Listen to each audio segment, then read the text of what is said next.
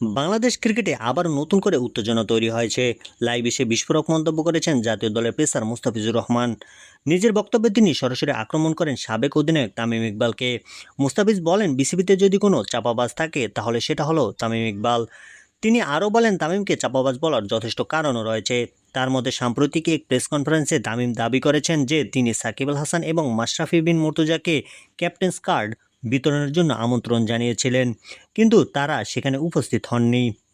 তবে মুস্তাফিজুর রহমান এই দাবিকে প্রশ্নবিদ্ধ করে বলেন, আমার মনে হয় পুরো ঘটনাটি তামিমের সাজানো এবং সে মিথ্যে কথা বলছে। তিনি যুক্তি দিয়ে বলেন, যদি সত্যি সাকিব ভাই এবং মাশরাফি ভাইকে ডাকা হতো তাহলে তারা নিশ্চয়ই সেখানে উপস্থিত হতেন।